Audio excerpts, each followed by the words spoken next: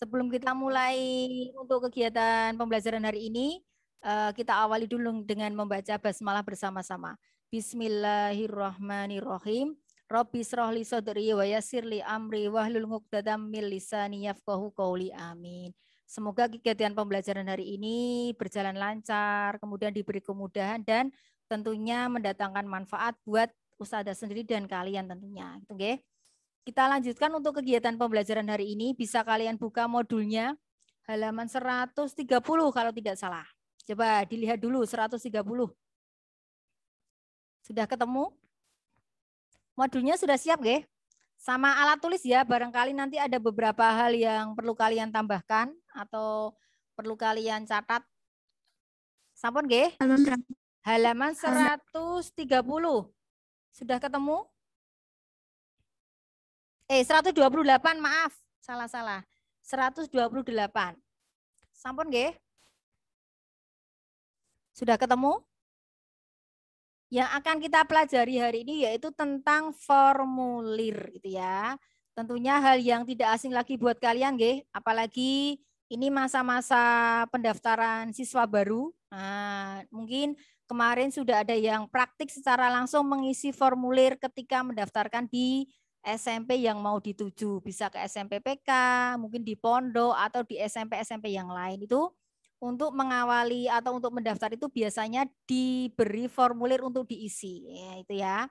Ada yang kemarin ikut orang tua atau melihat ketika orang tuanya mengisi formulir? Ada enggak? Atau yang beberapa waktu yang lalu mengikuti kegiatan perlombaan lah, itu kan panitia biasanya memberikan formulir ya, itu disebut dengan formulir pendaftaran, diisi dulu dengan data-data yang dimiliki oleh peserta. Itu yaitu namanya formulir. Kalau tadi di kelas luring Ustazah memberi contoh ya, sambil ngajar itu memberikan contoh atau bentuk formulir pendaftaran itu ya sebagai apa istilahnya biar kalian melihat secara langsung itu ya. Tetapi karena ini masa pandemi ya biasanya formulir pendaftaran itu biasanya juga online. Jadi langsung diisi di Google Form atau di komputer secara langsung itu ya. Tetapi kalau datang langsung ke sekolahan ada bentuk fisiknya. Nah, itu disebut dengan formulir. Kita lihat nggih. Silakan dibaca dulu pengertiannya sambil Ustazah siapkan share screen-nya. Apa atau itu formulir gitu ya. Nih, sudah terlihat? Sudah belum? Sudah, Us. Ya, Ustazah besarkan dulu nih. Nih, kita akan belajar tentang formulir. Nah, tujuan pembelajaran hari ini, di samping kita mengetahui apa itu formulir, kemudian macam-macamnya apa saja yang sering kita pakai dalam kehidupan sehari-hari, yang paling penting adalah kita bisa mengisi formulir dengan tepat. Ya, praktik ya, suatu saat nanti kalian punya kesempatan untuk mengisi formulir, jadi tidak tidak kaku lagi atau tidak kaget ya, karena kita sudah belajar cara mengisi formulir dengan tepat. Itu nggih. Itu tujuan jangka panjangnya. Nih, sudah terlihat nggih? Jadi formulir kalau kita lihat di artian KBBI atau di kamus itu artinya adalah lembar isian atau surat isian. Jadi nanti ada beberapa hal yang harus diisi sesuai dengan data yang dimiliki oleh peserta atau orang yang mau mengikuti sebuah kegiatan, gitu ya. Kalau pengertian secara lengkapnya, formulir adalah lembar isian yang diisi dengan data-data seseorang yang selanjutnya akan dipergunakan untuk kepentingan tertentu. Ya, misalkan mau mendaftar, lah ini mendaftar sekolah, mendaftar pondok, lah itu ada yang namanya formulir pendaftaran. Atau bisa juga dijadikan sebagai data keanggotaan pada sebuah organisasi. Nah, misalkan ada organisasi sosial kemasyarakatan. Nah, kita mau ikut organisasi Muhammadiyah. Nah, kita harus mengisi formulir gitu ya. Atau bisa juga sebagai bukti keikutsertaan. Misalkan ada sebuah lomba gitu ya. Misalkan kemarin ada beberapa lomba yang kalian ikuti. Nah, itu harus mengisi juga yang namanya formulir atau bisa juga sebagai data pengiriman. Itu nggih. Itu yang disebut dengan formulir. Pengertiannya seperti itu gitu ya. Lanjut. Nih. Bisa dibaca sendiri nggih nanti nggih? Tujuan formulir itu apa, kemudian manfaatnya. Nah, itu semuanya sudah Ustazah tuliskan di halaman selanjutnya. Tujuannya untuk apa, Us? Nah, tentunya untuk formulir itu tujuannya untuk menyampaikan informasi atau data, gitu ya. Jadi data-data yang ada di isian formulir itu sangat bermanfaat bagi instansi atau organisasi yang akan dituju, itu ya, sebagai apa ya, untuk merekam atau menghimpun data-data yang penting, itu ya. Kemudian ini manfaatnya ada 7, nanti bisa bisa dibaca sendiri, nggih. Gampang kok. Merekam data. Nah, yang kedua, media untuk menyampaikan informasi. Kemudian untuk mempermudah pemberkasan. Yang keempat, untuk mencari suatu keterangan tertentu. Misalkan ada sesuatu yang perlu dilihat. Ini alamatnya mana toh? Nah, kemudian nomor HP-nya berapa? Nanti bisa dilihat di formulir. Jadi bisa digunakan untuk mencari suatu keterangan. Kemudian menghimpun data yang sama. Itu juga bisa dilihat dari formulir. Yang keenam, menyampaikan informasi yang sama kepada beberapa bagian yang berbeda. Sama nggih, menyampaikan informasi. Yang ketujuh, sebagai dasar petunjuk untuk bekerja. Itu ya, ini beberapa manfaat formulir. Tidak perlu dihafalkan ya, nanti di soal PAS tidak akan muncul seperti ini. Sebutkan manfaat dari formulir, nggak ada seperti itu nggih. Biasanya langsung masuk di aplikasi pengisian formulir secara baik dan benar gitu nggih. Kemudian selanjutnya. Ini struktur formulir nggih. Ada kepalanya. Kepala itu berarti kayak itu di kopnya. Nah, ada identitas. Misalkan ini saya bawa contoh tapi nggak bisa terlihat nih. Nih, seperti ini terlihat nggak? Ini ya. Ini contoh formulir pendaftaran siswa SD Muhammadiyah PK. Naikin dikit, kelihatan nggak? Naikin dikit. Tinggi. Kelihatan? Ya. Ya. Di situ ada kepalanya. Kepala itu berarti judulnya, Dek. Judulnya di sini formulir calon peserta didik baru lah. Ini namanya kepalanya. Ada informasi awal. Formulir untuk apa? Itu ya. Itu yang pertama. Yang kedua, instruksi. Biasanya ada ya. Isikan formulir dengan menggunakan huruf kapital, gitu ya. Kemudian tuliskan dengan jelas dan rapi. Kalau ini tidak ada. Ini hanya beberapa formulir tertentu ya yang ada instruksinya gitu ya, tapi ini enggak ada. Kemudian yang ketiga ada badan atau body. Ini yang berisi tentang kelengkapan data. Lah ini ada semuanya nggih.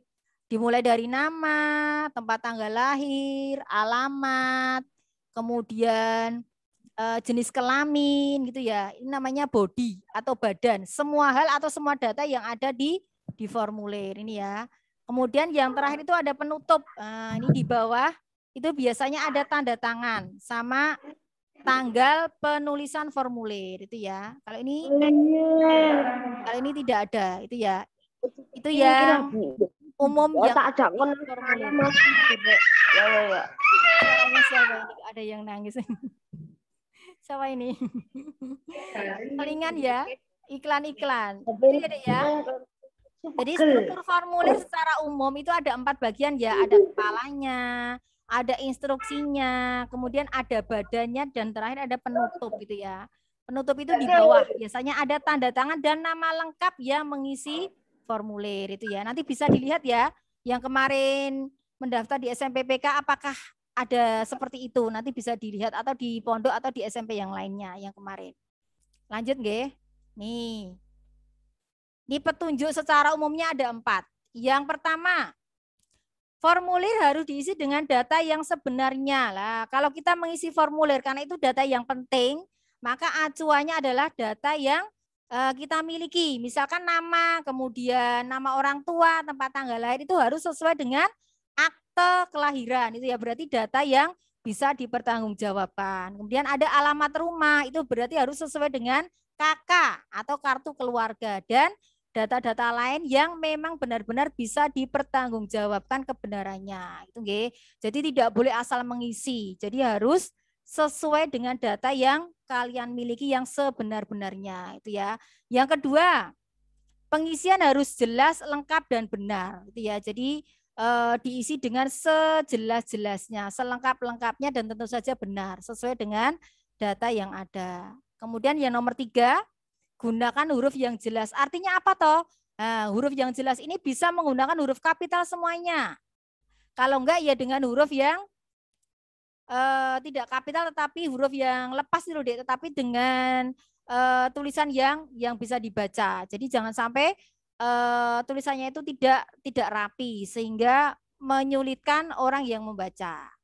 Yang terakhir, hindari coretan-coretan dalam formulir. Jadi jangan sampai diurek-urek gitu ya, atau ditipek. Nah, kita sangat menghindari hal-hal seperti itu. Biar formulirnya juga tampak rapi dan bersih gitu ya. Makanya hati-hati ketika mengisi formulir. Harus benar-benar diperhatikan biar tidak terjadi kesalahan. Gitu ya. Itu cara mengisi formulir yang benar. Lanjut nggih. Nah, ini contohnya ya. Ini macam-macam formulir. Nah, ini yang pertama yaitu formulir pendaftaran. Ini contohnya misalkan kita akan mengikuti lomba pendaftaran cerdas cermat. Tingkatnya sudah ASEAN ya, berarti internasional gitu ya. Coba kita praktek ya, di buku modul kalian sudah ada, bisa diisi sesuai dengan data kalian. Di situ ada nama lengkap, ada umur, ada kelas, silakan diisi. Kita langsung praktek ya. Praktek mengisi formulir pendaftaran. Ini kita tok-toke mau ikut lomba cerdas cermat dan harus mengisi formulir pendaftaran dulu. Silakan diisi nggih. Sesuai data kalian. Pakai pensil aja biar nanti kalau ada kesalahan bisa dihapus karena ini baru latihan. Kita pakai pensil dulu nggih. Ada 2 hal yang harus kalian isi nggih. Yang pertama identitas diri kalian. Yang kedua jenis lomba yang akan diikuti. Berarti kalau jenis lomba yang akan diikuti berarti lombanya cerdas cermat itu ya. Silakan diisi. Kita praktik mengisi formulir sederhana dulu yang ada di halaman, kalau di buku paket itu halaman 130 nggih. Coba Ustazah beri waktu 3 menit. Paling lama 5 menit untuk mengisi identitas sesuai dengan data kalian gitu ya. Kalau tadi pas di sekolah ada yang masih lupa dengan alamatnya, harusnya kan hafal ya sudah kelas 6. Kalau ditanya alamat itu ya harus detail nggih, karena kan itu data dari kalian, harusnya bisa diingat-ingat, nggih. Ada alamat, kota, kode pos. Ini yang biasanya terlupa itu kode pos, tidak banyak yang hafal. Nanti bisa ditanyakan ke orang tua, kode posnya berapa. Kemudian alamat sekolah juga tahu nggih, nanti bisa Ustazah bantu. Kalau belum hafal alamat dan nomor teleponnya, silakan diisi dulu. Dimulai dari nama lengkap. Itu nggih, tak tunggu. Besok kalau pas pembelajaran di sekolah bisa Ustazah lihat ya hasil dari pengisian formulir hari ini. Kalau pulpen langsung boleh nggak dong? Pulpen langsung boleh, tapi hati-hati nggih, jangan sampai banyak coret-coretan. Gitu ya. Silakan diisi dulu sambil melemaskan tangan-tangannya ya dengan kegiatan menulis. Monggo. Insya Allah itu 4 menit selesai, Dek. Kan cuma mengisi data diri. Nanti kalau ada yang bingung ditanyakan ke Us ya, nanti Ustazah bantu.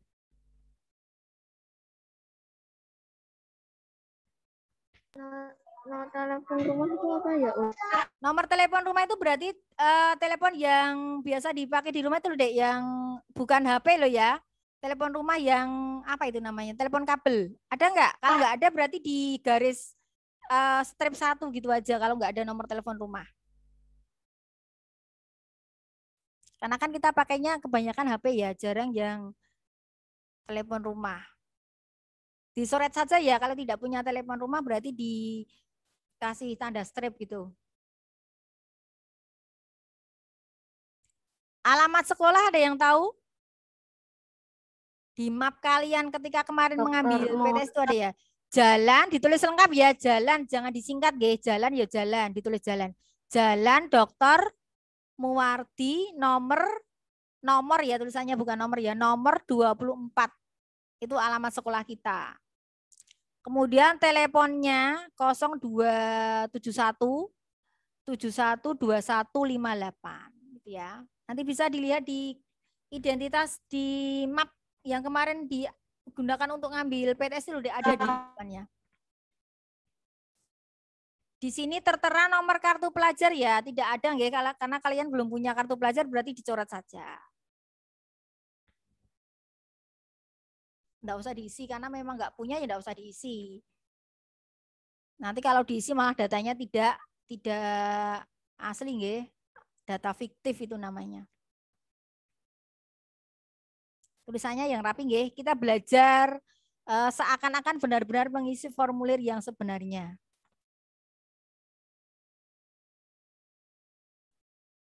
Sampun? Kemudian yang terakhir, yang terakhir itu penutupnya ya ada tanda tangan dan nama lengkap. Berarti tanda tangan dulu, kecil gitu ya. Kemudian di bawahnya ada nama kalian di bawahnya. Ini contoh formulir pendaftaran.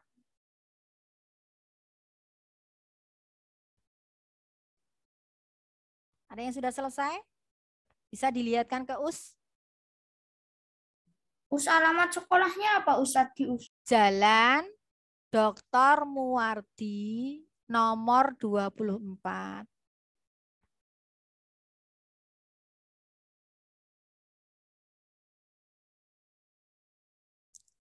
Kalau nomor teleponnya 0271 dalam kurung ya. 0271 dikurung. Terus 712158. Nomor telepon enggak usah pakai titik ya. Nomornya langsung saja, enggak usah diberi titik. Walaupun itu angkanya ribuan tapi tidak boleh diberi tanda titik. Sampun nggih? Berarti identitas dirinya sudah selesai harusnya. Kemudian masuk di jenis lomba yang akan diikuti. Berarti lomba cerdas cermat ya. Di akhir atau di penutupnya diberi tanda tangan kalian. Aku belum bisa tanda tangan, dicoba. Buat tanda tangan yang simple. Usahakan kalau tanda tangan itu tidak berubah-ubah ya. Dari awal kali pembuatan sampai besok ya tanda tangannya itu terus, jangan gonta-ganti. Nanti identitasnya juga berubah kalau tanda tangannya berubah-ubah. Bisa nggih?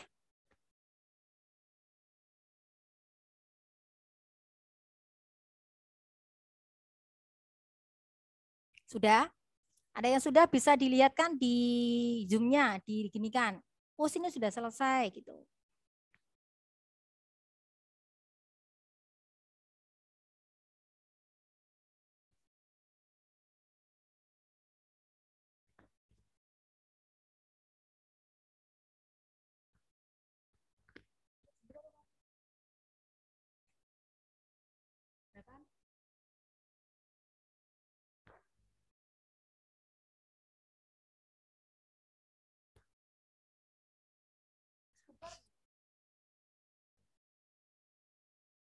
Sampun? Ya, Mas Karel sudah. Yang lain?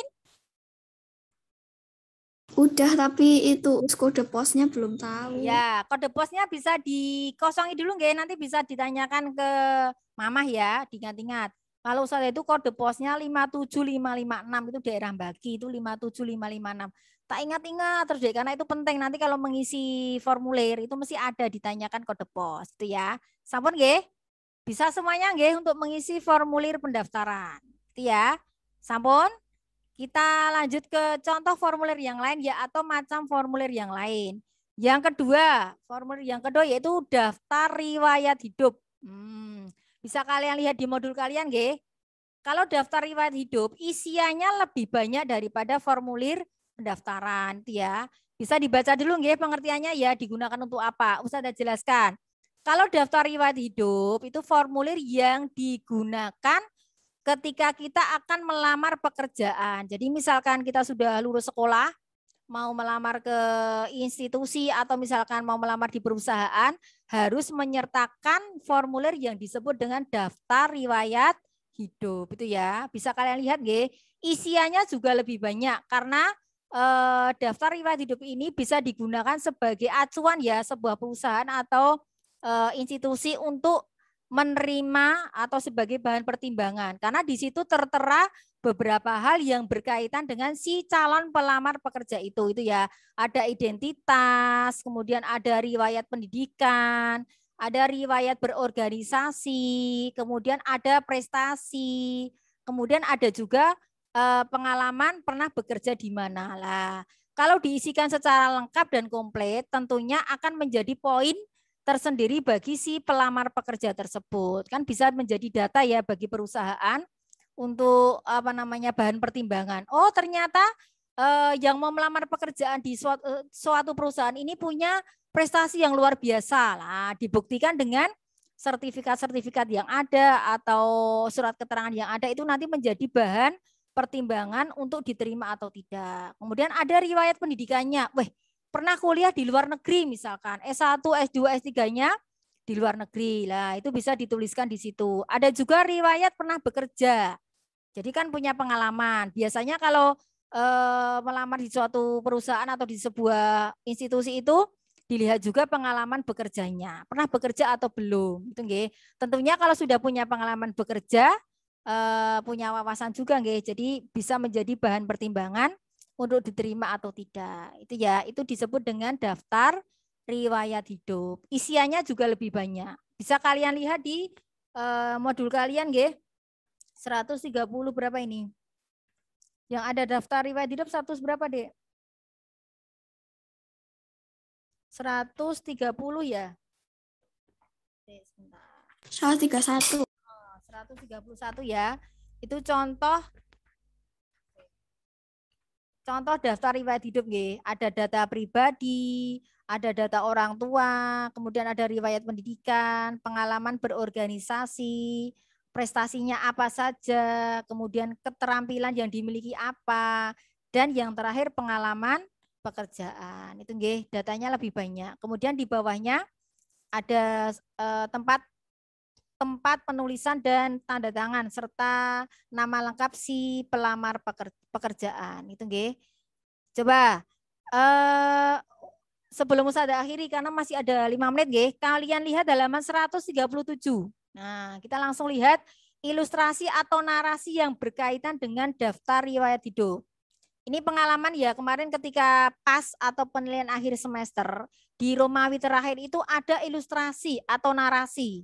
Kemudian tugas kalian atau soalnya itu, kalian harus membuat daftar riwayat hidup berdasarkan ilustrasi yang ada di soal. Itu ya. Jadi Ustazah berikan gambaran nggih, biasanya soal di PAS itu modelnya seperti itu kalau di uraian. Coba dilihat halaman 137 sudah ketemu?